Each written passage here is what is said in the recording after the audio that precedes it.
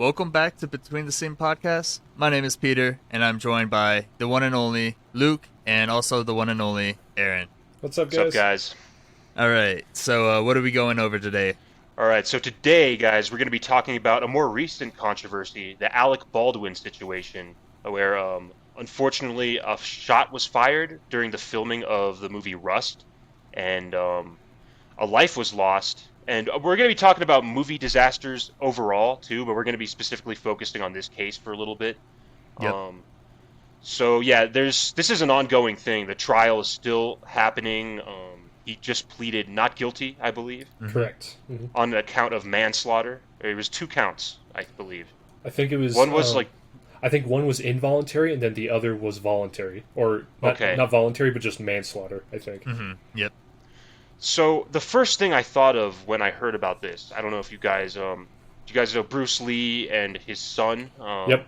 Brandon. The name is Brandon Lee. Yep. On the film set of Crow. Yep. Crow. The Crow. Mm-hmm. Something very, very similar happened. Yep. So, why do you think that this happens? I guess it doesn't happen too often, but it seems to happen enough where you'd think they'd be able to get a better handle on this. I believe that there's just a lot of recklessness on film sets to begin with. Everyone is so rushed. There's such when you're looking at a film set, you are looking to save every single dime. Like you are saving every second you can. So there's a total sense of rush on film sets.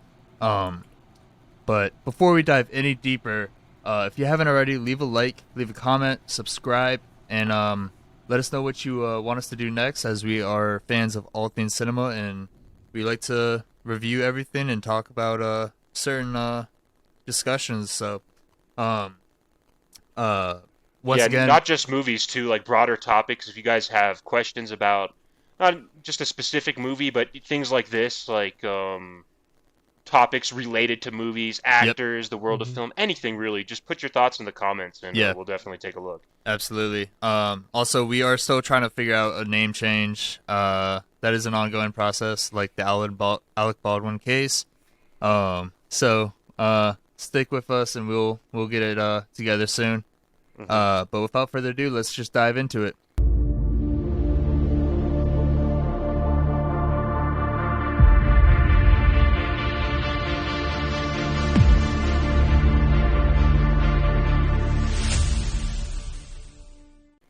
So let's talk about what we were just saying. How there's a lot of recklessness on film sets, and I went to film school for like 4 years, and I definitely got some good experience and lessons learned from cutting the edges and cutting corners. I mean, on film sets where you're talking. There's not only firearms. You're talking like electric, like circuits throughout the set. You're talking about other kind of props that can be dangerous as well.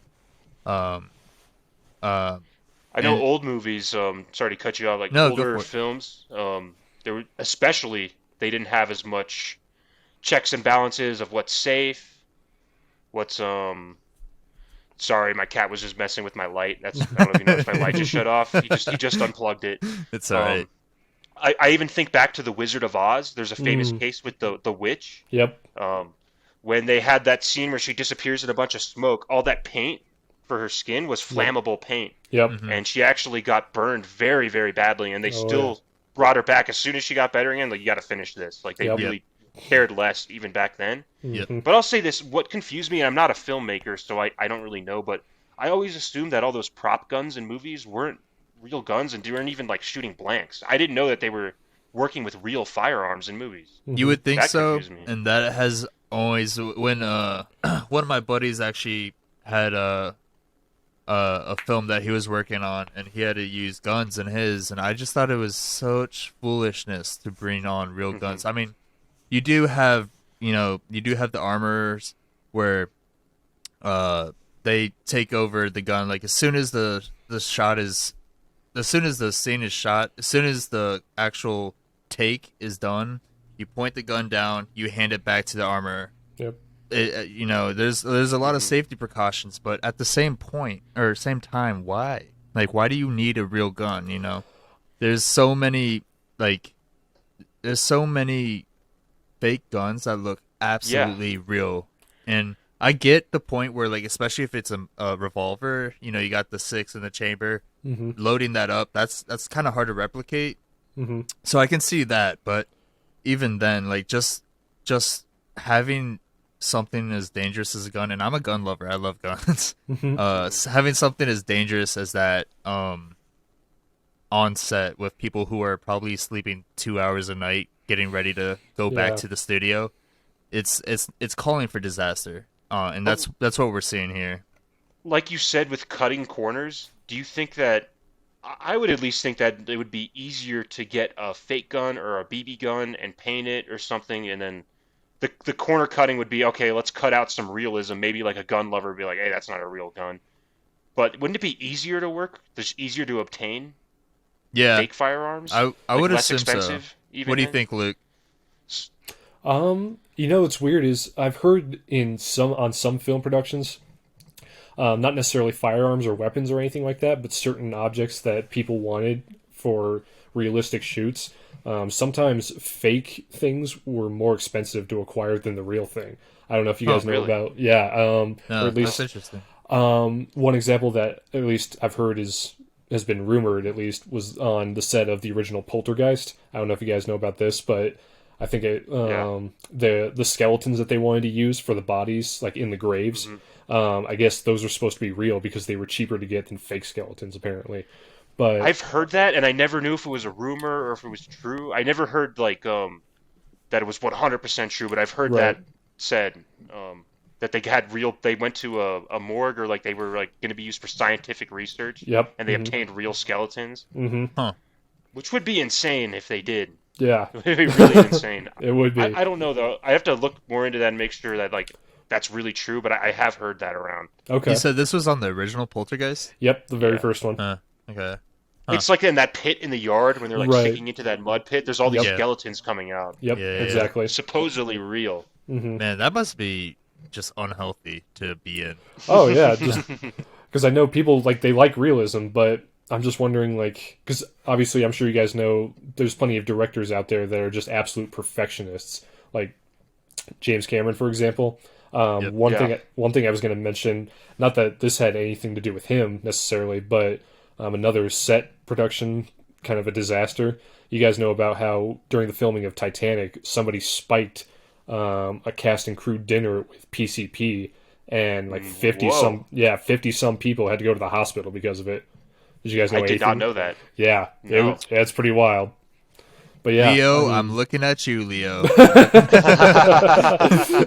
For all we know. For all we know. That is interesting. I've never heard that before. Yeah. That's crazy. I've never heard that before. There's some really crazy stuff out there that's happened. Yeah. Well, wrapping back to the Alec Baldwin case. Yeah. Yeah. Obviously, we're with that knowledge that Luke just spat, that sometimes the props are more expensive than the actual authentic guns. The real thing. Yep. Yeah, than the real thing. What do you guys think they could have done better? I would say I don't know if there's a golden a standard set of rules for gun safety or weapon handling or whatever it is for any film set, because obviously no film production is the same as another. Right. I'm sure. But I don't know. You'd think that they would have at least an expert on hand, at all times, no matter what, and at least some kind of emergency protocol for handling those kind of situations if something does go wrong. But I don't know. I would think that just the best way to handle it would be just having hands-on training for whoever's supposed to be handling the weapon during the shoot, and then I don't know. I mean, things can happen, but it's all... They did, at least from what Alec was saying in the interview with ABC.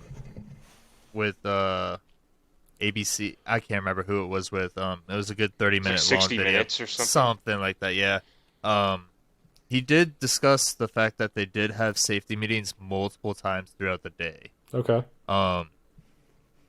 Which like brings up the question why why was he being so reckless with it? Like obviously, or if you've gone through all of those interviews, like he talks about how he never had his finger in on the trigger. He had Right. it I up. did hear that, He which had is it kind of too. weird. Yeah, and apparently there was something with the pins that malfunctioned and it went off. Um, but even then, if that were to happen, the gun should be pointed down. Yeah. It shouldn't be pointed at anyone. Mm-hmm. So like, it kind of makes you wonder, like, is there some setup plan from the producers to take out, the Well, camera operator? the second person being charged with manslaughter is, and I didn't even know this was a position on film set. Like I didn't know the name for it, but it's an armorer, an armor. Correct. You know, Yes. Yep. yeah. It was this young girl. I think she was 24 or 25, Mm-hmm. and from my research, it seems like a lot of people were saying she was kind of unfit for the job. Like she had very little experience with firearms and gun safety, and she was in charge of, I guess, checking. She was in that position of checking to make sure all those props were safe Yeah. Right. related to Yeah, yeah. weapons. Um, so I guess she's being indicted in the same thing. But I don't know if more people would be responsible too on set. Go Like- for it, Luke. Okay. Yeah, go for sorry. it. Okay. So I was going to chime in. It's that same girl. I was reading up on her, and I believe this was only her second feature film production that she worked on as an armorer, and the one before it was another western, I believe, with Nicolas Cage. And I read that there were several complaints about how either her or another guy that worked kind of did the same job that related to hers.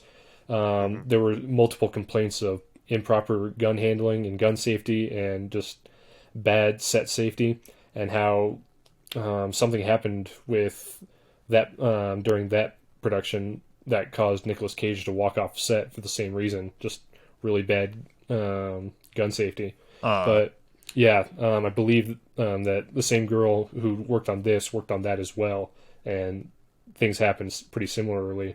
Not a fatal shooting or an accident like that, but just really bad management. From what I've heard, she's been somewhat unapologetic, and she was saying things like, I think someone interviewed her and she was saying, this is going to hurt my career, this is going to do this and that, but not as much like worrying for the family of the victim. Yeah. I don't want to speak too much about it because it's still ongoing, like we said, and Yep. she hasn't been formally charged with anything as of yet, as far as I know, so we'll just have to wait and see. Right. But definitely we could see there was there was a lot of mishandling of safety here. Again, like if we were saying going forward, how do we prevent this? I'm still kind of shocked that they even used such real guns on film. They have to have something better. Mm-hmm. Yeah. I would say, like, they have to have a better option. Like, they should make guns that are very realistic but don't actually shoot anything. They don't have the capability of like shooting blanks Right. that look just like. I don't think that would be that hard to do. I And really especially considering that VFX is so like highly produced nowadays, like you could easily add, like, I see the reason also why they use real guns is to get the muzzle flares and to get the smoke coming out Mm-hmm. and the actual authentic recoil. Yep. But sometimes in movies I hear or I see videos where they break it down like that's not really what a shotgun would look like. Like someone's not going to fly back from a pistol. Like they also bend the rules too to make it look more yeah, dramatic. So if you could bend it there, you could probably bend the rules to make it more safe. I would imagine, right? Right. Yeah. Yeah. Let's just talk about Alec Baldwin himself. You mentioned before that he was a very impatient guy, and he also often like broke out arguments with paparazzi and even just fans walking by. Yep. Go into a little more detail about that. So I've seen a few videos here and there. I'm not really I like movies, but I'm not a huge celebrity kind of guy, so I can't say I've looked too deep into it. I don't really follow like what celebrities do on their free time too much. But I've seen videos of him getting mad grabbing cameras, pushing people out of the way, cursing people out, just having all these public outbursts where he seems like he's a very touchy guy, very prone to anger and outbursts. Yeah. So I don't know if that's anything to do with this case, because maybe he is like that, but maybe it really was an accident and it went off. I'm not saying one way or the other, but Yeah. it's an interesting note that to make on this. That Yeah. During the interview, he he was talking about, and watching the interview is really hard to say, and I can't speak for him. But just from his body language and the way he was talking, it didn't really sound like he was too sorry. It sounded more like he was just trying to save his own skin.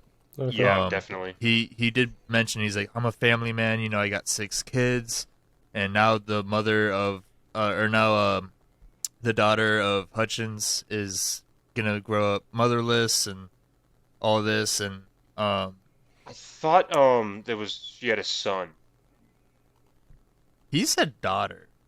Oh, did he? Yeah. I saw a video just before. I thought that she had a son, but either way, Maybe it doesn't it really is. change. It doesn't change it either way. Either way, yeah. Yeah.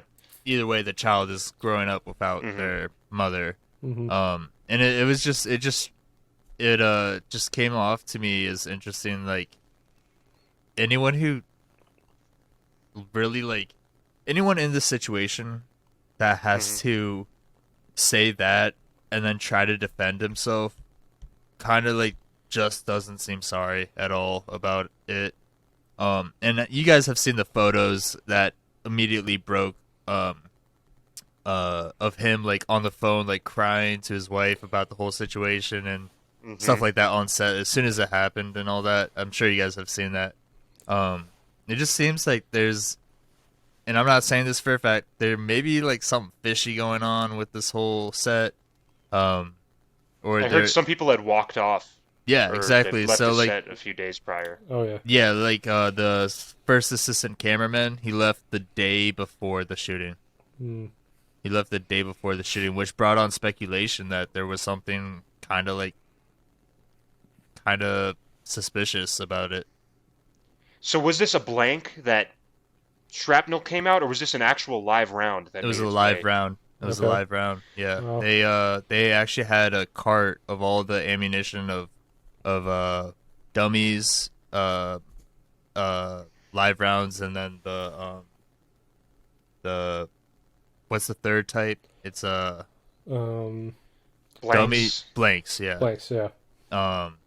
And so obviously live rounds are real bullets. Blanks are used to replicate the muzzle flash, the smoke, and then recoil, as well as the sound. And then there is a chance that shrapnel can come out of it, and within 4 feet, it's still considered a deadly weapon. Mm-hmm. Yeah.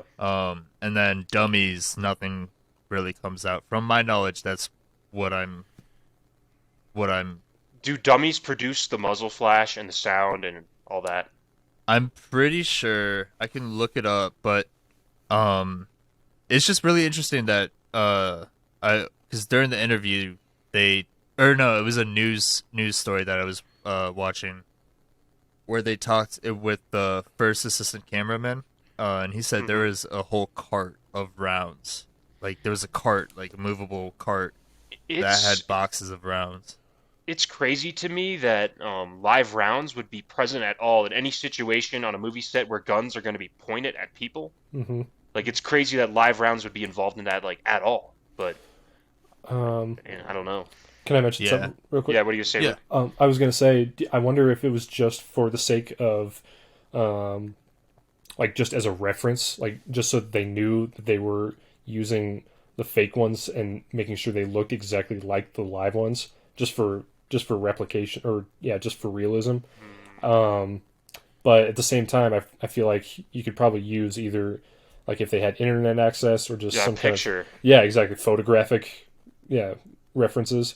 Yeah, something like that would have been better. But yeah, like you guys said, I don't know what happened. I don't know what the exact intention was. But yeah, I still don't know why they would keep live rounds, like, on set, like you guys said too. Right. And this is very similar to what happened to Brandon Lee during the filming of The Crow. Yeah, go into that. Yeah. So I don't know if that a live round or was that a It, blank it, that. so what happened was, I was just looking it up recently, just a little Mhm. while ago too. So it wasn't a live round, but what happened was they, the person who was in charge of checking the weapons, checking the guns, just either didn't realize what they were doing or just failed to notice that there's a really like extensive story to it, but Yeah. um, something became lodged in the barrel, I believe, or the chamber or whatever it was, because I know it was a revolver also that was fired. Yep. So, and yeah, the shot that killed him, it wasn't a live round, but I think something became lodged in the gun, and no one noticed it prior to when they were shooting the scene where it was fired. So, Mhm. because that whatever it was that was lodged in the gun, when the actor who pulled the trigger fired it, there was still enough primer, I think, behind the projectile to where it went off as if it was a live round. And so when that went off, it fired it out. It fired out and hit Oh. Brandon in the abdomen. So Yeah, yeah, there's again, a. just Sorry, go really. ahead. Go ahead. I was just going to finish it with just really bad gun safety, Right, gun protocol. Everything was just not handled the way it was, right. the way it should have been.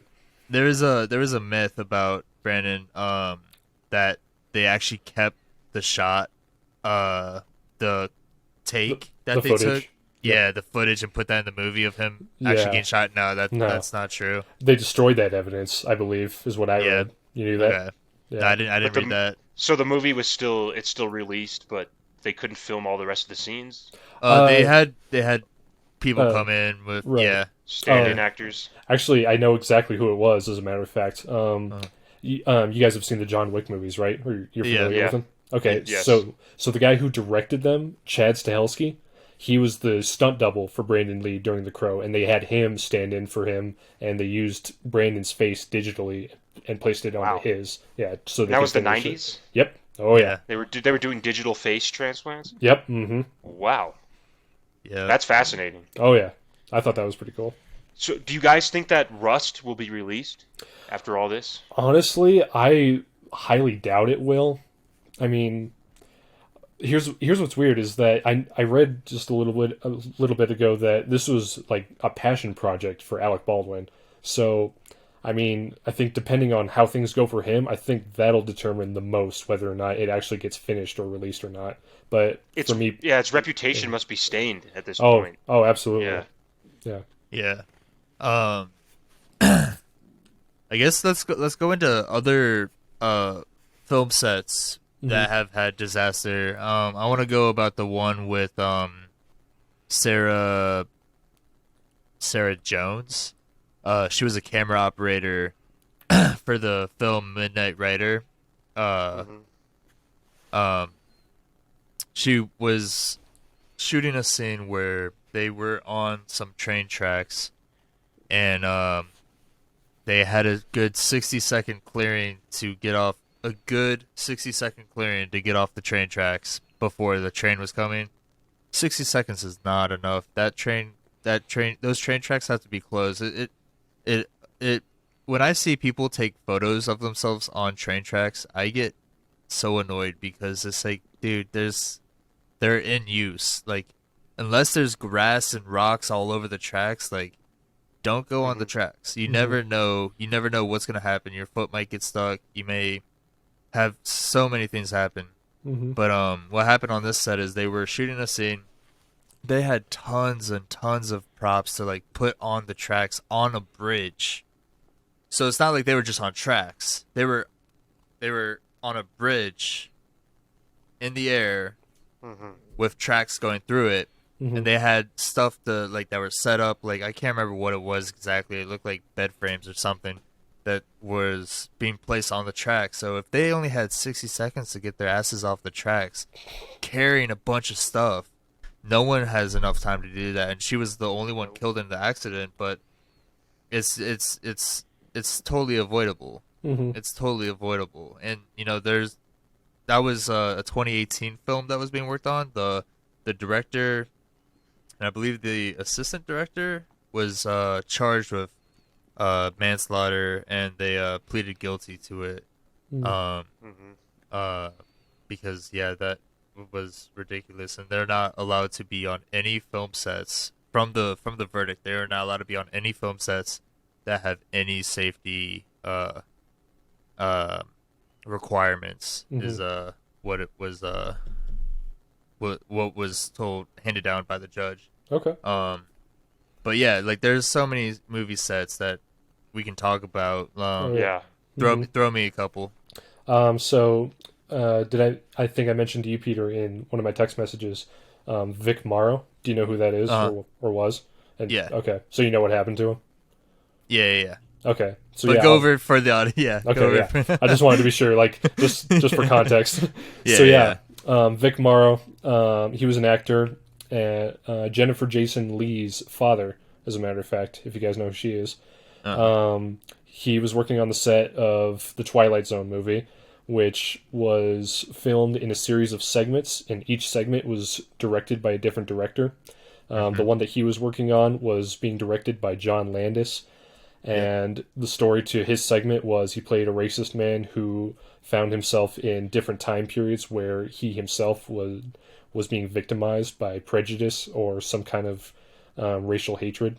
So the accident that happened was during a scene where they were filming him saving and rescuing two Vietnamese children in a scene that depicted a Vietnam War scenario.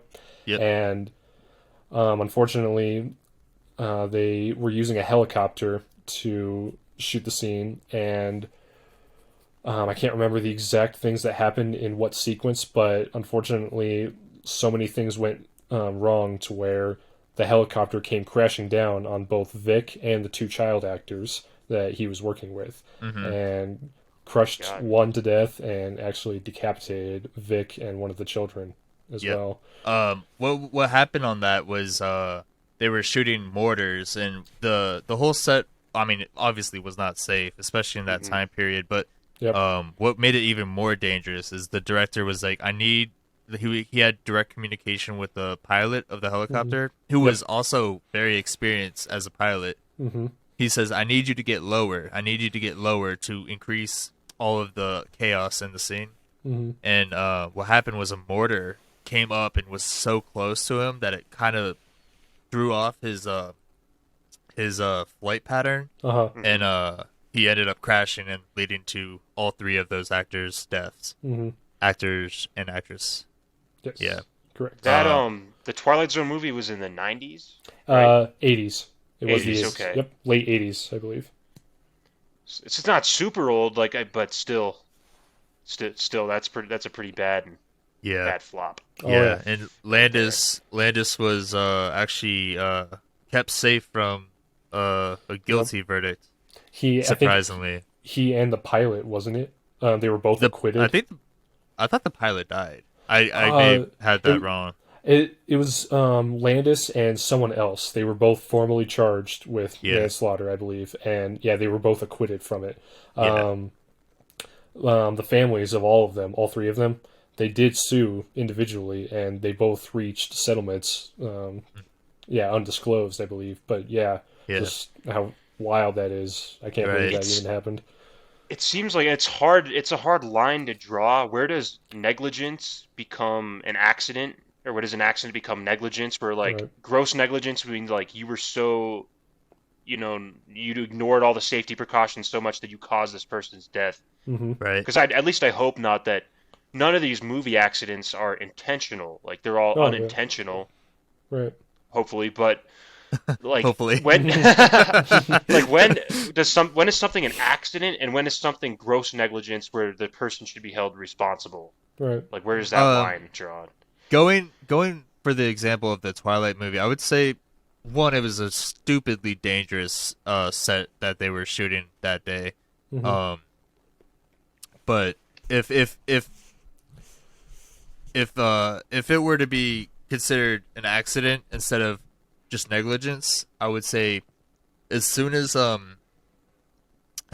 director commanded to the pilot to fly lower, that's when it became negligence. Oh yeah, absolutely. Yeah. Another thing too, at the time, I don't know if it's changed at all since then, but child labor laws, he was definitely not following those the way he should have been. I believe, the two child actors, they had them working on that scene well after the working hours that they should have been, like legally. Yep. So I think I am.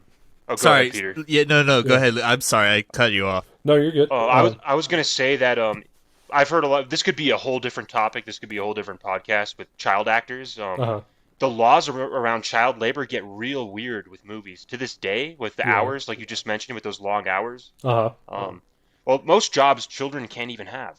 Like if you're underage, you can't have most jobs. You can't work in certain stores, but you can act. You could be on sets, and you can have these long, crazy hours. Yep.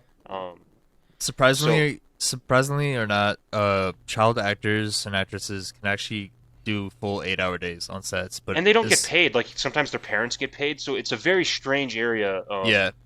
Child acting laws. There's also a time frame of when they can. I believe 7 is the cutoff. I can't remember from film school, but from what I heard, it gets ignored a lot in Hollywood. Like, I'm sure. No, dude, I bet it does. Hollywood's full of evil people. It really is, man. It really is. That's what we're talking about. Did I mention the Wizard of Oz? I don't know if I talked about that before the podcast. Or I talked about it. Yeah, but that was another one, disaster. I'm sure older movies, it happened all the time. People were getting injured. The Exorcist is another good example. I don't think we talked about that. Not yet, but I know what you mean. What's her name? What's her name? Linda Blair. Linda Blair. The actress. Yes. Yep. From what I understand, her back had permanent injuries from those scenes when she was levitating above the bed, and she was actually on wires, and she was being contorted into all these positions. She suffered injuries that she had for the rest of her life. Ooh. From the shooting of that movie. Ouch. Yeah. One other thing on The Wizard of Oz I was going to mention, not anything related to negligence, because I think they didn't even realize what this was doing at the time. They didn't know what it was capable of, but you guys know the scene where the snow starts falling, and out in the poppy field or whatever it was. Yeah. You guys know what that was that they used for snow, right? What? Acid. It was asbestos. Oh. What? Yep. That was pure asbestos? Mm-hmm. They used it a lot back in the day, too, for fake snow and other things. Yeah. Yeah, just the things you got to do, or the things that happen that people learn from. I mean, I'm glad that they don't do that anymore, or at least I hope they don't. Right. But There was no knowledge of the toxicity of asbestos. Right. Exactly. Speaking of The Wizard of Oz, you guys remember that whole munchkin? Hanging from the tree or whatever. Yeah. Have you seen the real... there's an edited video, because my dad showed me that when I was a kid. Yeah. It is a bird. Yeah, that's the truth about it. There's an edited video that's been going around the web for a long time where they did change it, where it's like, that kind of looks like a munchkin. There is a video where you can see that, but it's edited.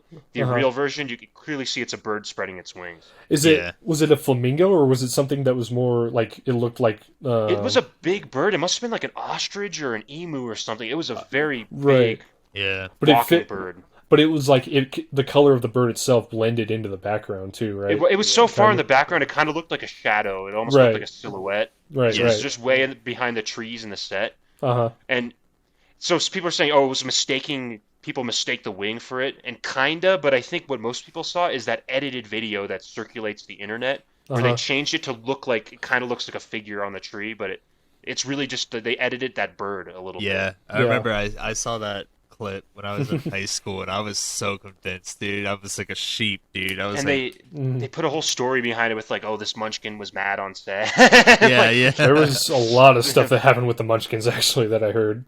Really? What's that? So I guess they were not treated well at all. I think they were really poorly treated during filming. Well, they're Munchkins. What do you expect? Yeah, and at that time period. That, and then other times they would, some of them actually showed up to set drunk or hungover from the night before, and I think one instance, one of them actually tried reaching their hand up Judy Garland's skirt. Like, just really inappropriate stuff. Yeah. Yeah, that is... Oh, yeah. That is not good. Mm-hmm. With those older movies, a lot of things... Times change, sort of. Yep. We're still talking about these things today, so obviously they don't change too much, but... I think people really got away with a lot back then that Yep. Oh yeah. they would have trouble getting away with today. Yeah. Oh, yeah. Yeah. Yeah. Especially sexual assault on Yep. film sets. That definitely was overlooked a lot in the past. Mm-hmm. Up until very recently, and it's still happening for sure. Yeah. Yep, still happening. Sadly. Um, I guess while we're on the topic of disasters and film sets, let's talk about The Omen and movies that have like hauntings on the Oh yeah. sets. I heard The Omen had a lot of people die in the crew. Like there was like multiple plane crash, or no, there was a plane crash. There was multiple times where the plane had to land because it got struck by lightning multiple times, and there was car crashes that killed some of the actors and actresses. There, like all sorts of stuff that was going on. There was the I think I may be mixing up the movie with something else, but there was the storage unit with all of the props and all of the set design burnt without any trace of arson or electrical fire. Nothing could be found, and there's all sorts of stuff behind The Omen. And then there's also like sets like The Conjuring, where I can't remember who plays the main actress. Hold on. What's her name? The one that plays like the wife, right? Yeah. Of the wife and husband. She's in everything. It's gonna kill us. Yes, it is. I'm gonna think of it, but what is it? Vergara. No wait. Vera Farmiga. That's it. That's it. Okay. Yeah, Yep, yeah. Vera Farmiga. She apparently felt so scared of just having the script from The Conjuring that she wouldn't take it home or anything. Oh wow. And then can't remember what exactly happened, but the day that she finished, she flew back home and something bad happened. But yeah, there's all sorts of horror movie sets that. Oh yeah. I've heard of the Omen one. I've heard the Omen one. I didn't know all those details. I've just heard that like a lot of the cast died in mysterious ways, and I thought there was another movie too. It escapes me now, but so something similar to that, where like later on, like all the cast members kind of met strange ends. I think I might have heard of something like that also. I know, again, going back to the original Poltergeist, you guys know about what happened with the girl actress, right? Carol I Ann. heard some. I vaguely know about it, but fill me. I can use the details again. Yeah, I can't remember. I'd have to look it up myself again too. But just the circumstances around her death, I can't remember what it was, but I don't know if it has something vaguely to do with something that happened during production. But yeah, she died when like she was still a really young child, and because she made all three of those movies, but I think she died like shortly after she made the third one or something like that. But yeah, I remember hearing that there were some rumors about some disasters that happened on the set of the first one also. Huh. I know that Dominique, the girl who plays in the second one, she died before the movie was released. But oh, okay. I don't know about the one you're talking about. But yeah, no, there's a lot of stuff that happens on horror movie sets. A lot of like. Have you ever heard about the what happened? Oh, sorry to cut you No, off. go for it. Have you heard Go about for it. what happened after Ferris Bueller's Day Off? No. That's not a horror movie, but Not a horror movie, but I guess it's kind of related. Who's the guy? Who's Ferris Bueller? Oh yeah. Matthew. No. Yeah. What is it? Broderick.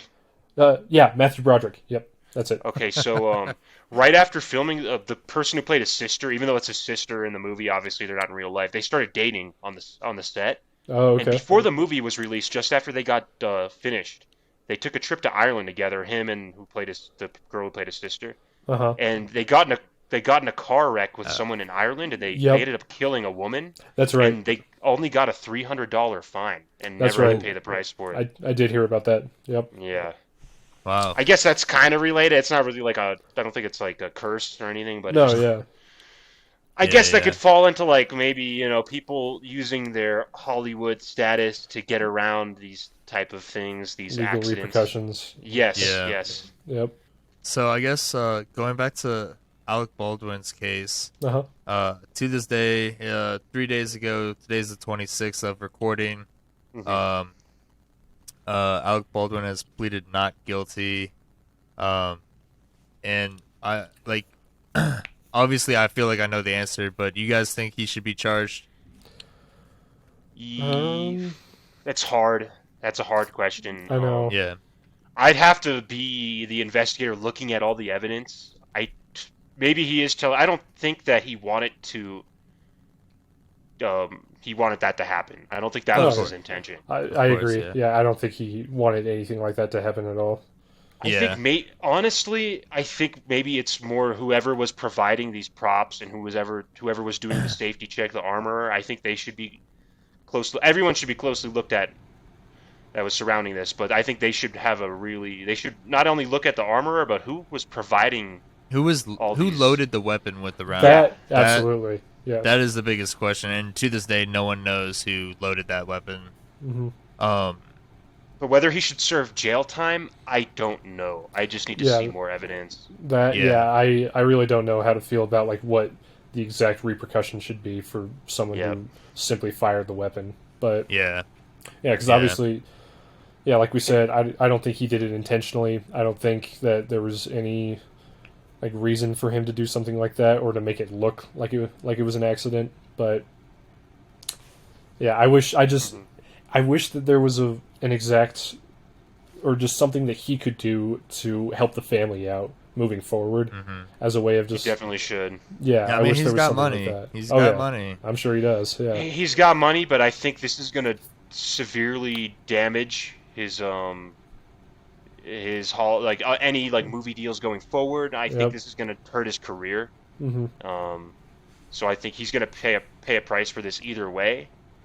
But he's probably got enough money where he's probably set for life at this point. Yeah. He's just not. He's going to make less now, I believe. Yeah. Oh yeah. Because of this. Yep. Yep. Alrighty, guys. Well, I think that's all we have for today. Thanks for watching and listening. If you haven't already, leave a like, leave a comment of what you want us to do next. It can be movies, it could be topics like we just did, anything movie related. And then subscribe, hit that notification bell so you're up to date on all our future episodes. I know we haven't posted much this season, but we're getting back into the swing of things. We're also trying to get our name changed. But again, thank you for watching and listening. And until next time, that'll be all. Thank you, Luke, and thank you, Aaron. See you guys. Peace out, guys. We appreciate you. Definitely.